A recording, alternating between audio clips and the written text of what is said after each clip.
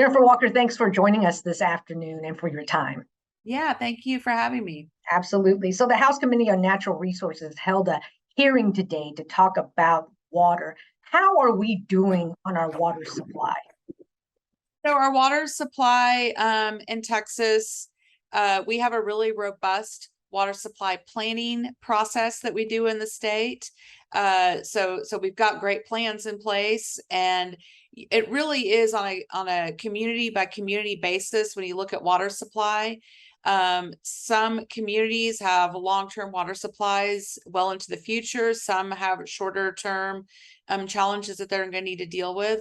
But it really is, when looking at water supply, it's about more than that, because it's not just the amount of water that we have to meet our needs. We pump that water into a water treatment plant, which needs maintenance and may need to be expanded.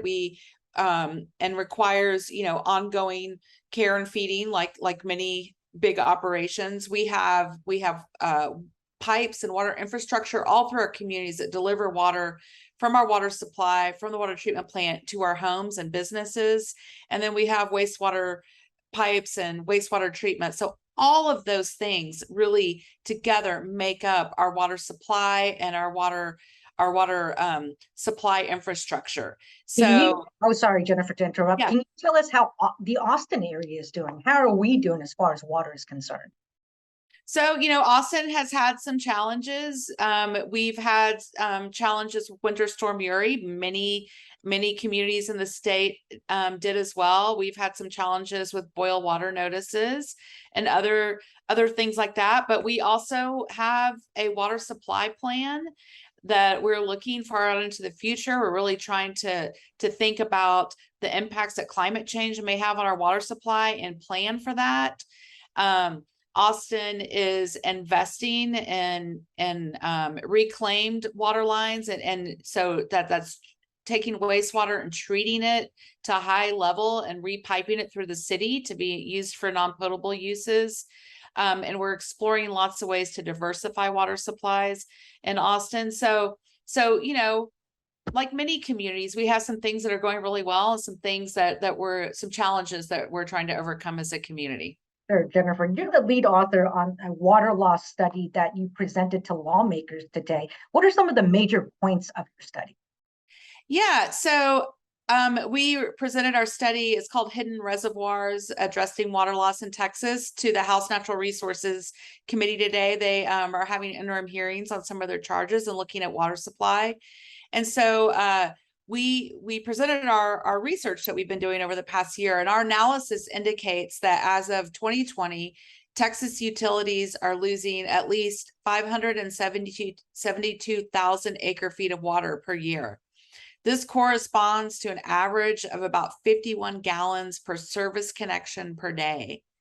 That's a lot of water, Jennifer, right? Yeah, it's a lot of water. So if you think about your house, my house, and think about that, the water in the course of the day and delivering water to my home, that 51 gallons of that is lost along the way, it's a lot. And so we really try to think of ways to make these numbers, they're very big, to make them bite-sized and understandable to all of us. And it's not that the water utilities are necessarily doing anything wrong. The infrastructure that we deliver our water through may be suffering from underinvestment or disinvestment.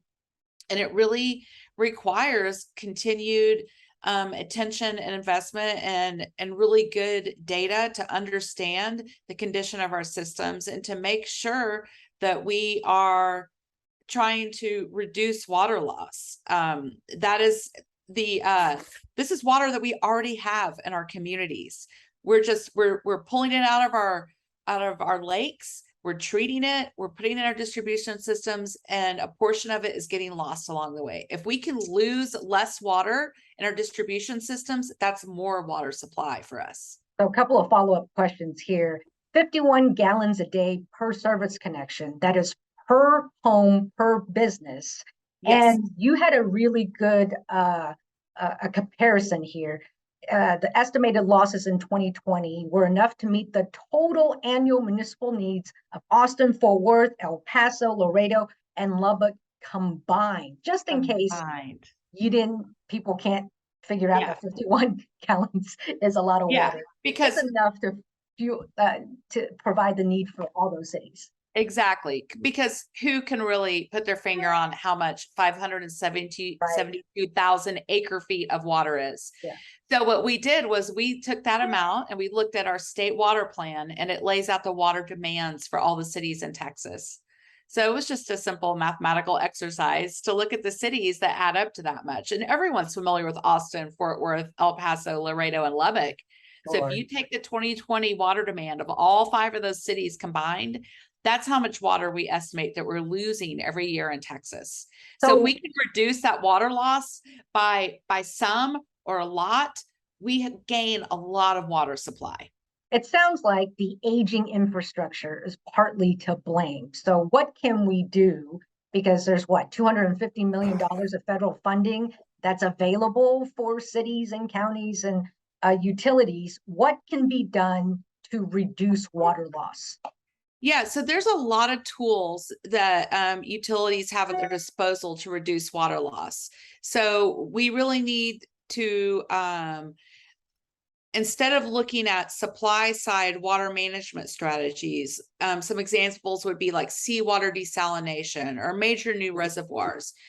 To reduce water loss, we can invest in programs like acoustic leak detection, which helps us pinpoint leaks and find where they are in our systems. You can use sound, and water makes noise to find the leaks and to pinpoint where they need to be repaired. We can look at our meters, our small and large meters, and make sure that we're measuring water accurately.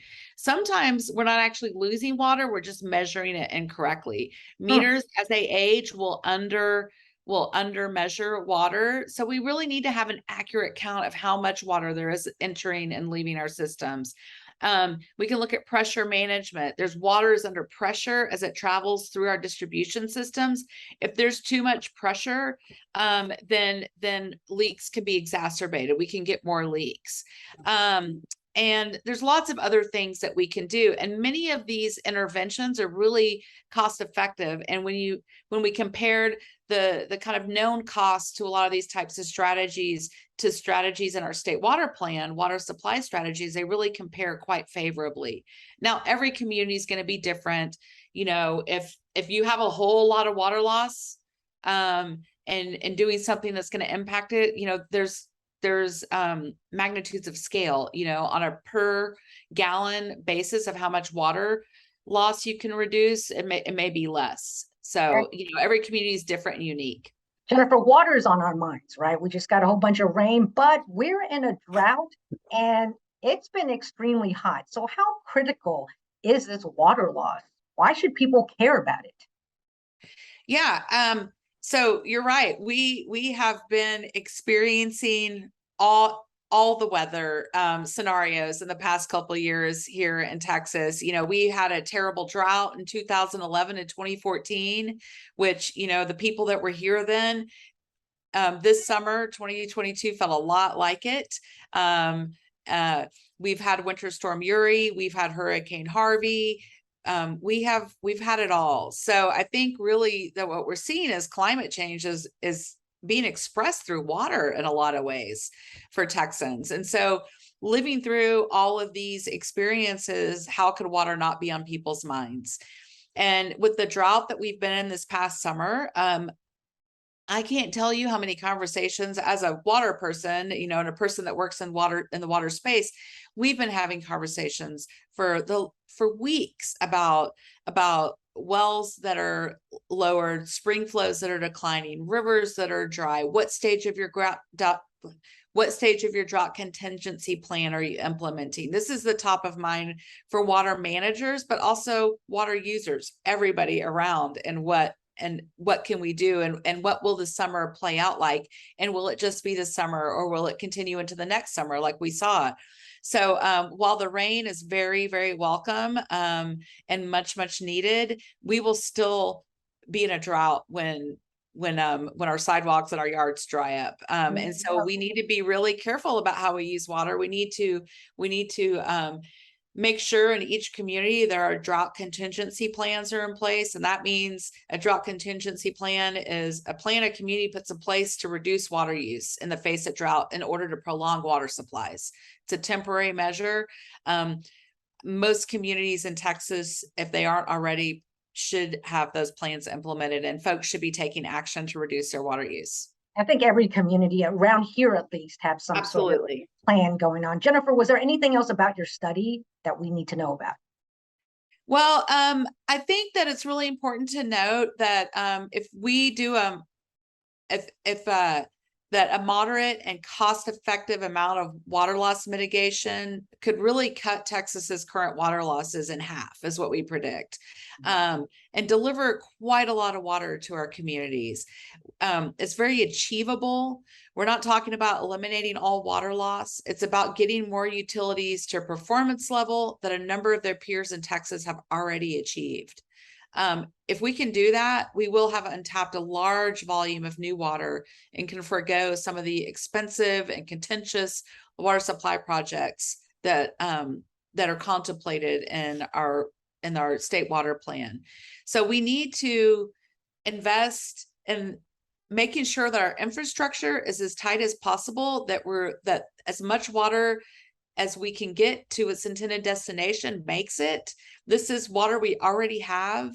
So let's not go out and create new supplies of water if we can if we can deliver the water that we already have more efficiently. Let's invest in that. We have a huge opportunity with the federal dollars coming to Texas. We have $3 billion over the next 5 years coming to Texas for water supply, water infrastructure, water quality.